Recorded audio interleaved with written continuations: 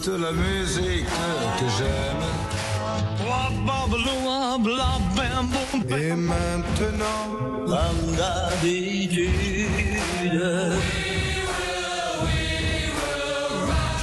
Raconte-moi une chanson. Guy Carlier. Bonjour Guy. Bonjour Guy. Bonjour Marilyn, bonjour Benjamin, bonjour à tous. Annie Cordy était une dame polie, elle avait la politesse du désespoir, elle avait décidé d'être définitivement joyeuse et de partager son optimisme et sa joie de vivre avec les autres. C'était sa façon de remercier le public qui l'avait fait vedette. Je l'ai rencontré un jour où on m'avait demandé de lui écrire un duo avec Enrico Macias pour une émission de télé de Patrick Sabatier.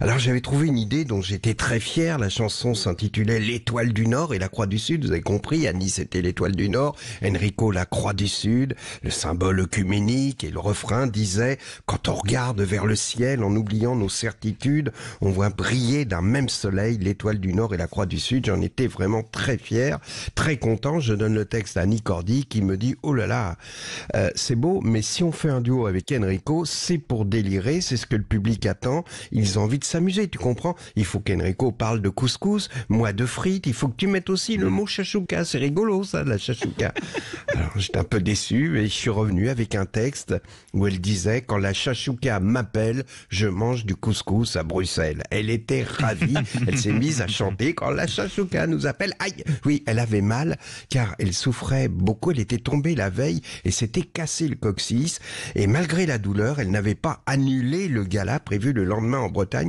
qui lui promettait donc plus de 4 heures de voiture, le coccyx pété. Elle disait « Oui, mais ça fait rien, je chante dans un palais des congrès qui est complet depuis des semaines, je voudrais pas les décevoir. » Tu vois, c'est un palais des congrès, la semaine dernière, il y avait la foire aux cochons.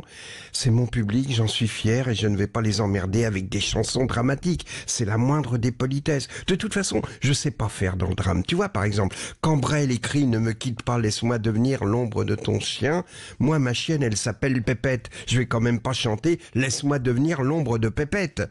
On dit que les chants désespérés sont les chants les plus beaux, mais crois-moi, c'est plus difficile de chanter Tata Yo-Yo que Ne me quitte pas.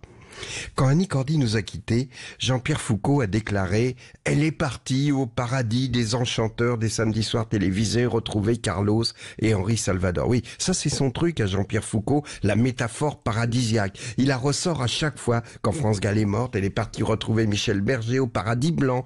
Quand Birkin nous a quittés récemment, elle est partie retrouver Gainsbourg. Il a déjà préparé Sylvie Vartan qui ira retrouver Johnny. Mais là où il a raison, Foucault, c'est qu'Annie Cordy est sans doute au paradis de ceux qui font danser et qui sauvent la fin des fêtes de famille, qui vient nous sauver lorsqu'on est assis, par exemple, à côté d'un oncle bourré qui ne nous lâche pas, qui est en boucle sur les ronds-points. Non mais tu te rends compte, ils ont foutu 9 ronds-points sur la départementale 765 entre Romorantin et Cheverny. 9 ronds-points. Et tu sais pourquoi? Juste pour éponger l'excédent budgétaire.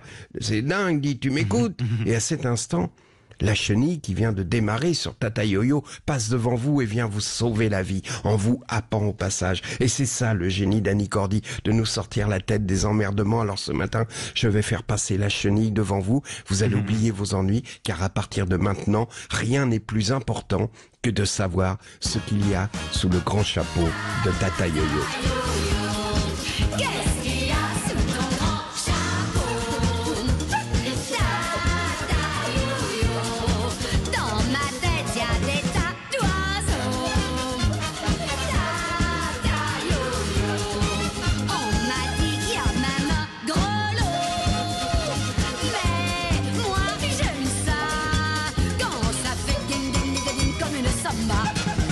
J'ai mon boa, mon vieux chapeau, ma robe à fleurs et mon mégot, mon parasol et mes faux cils et une boussole sur mon nombril.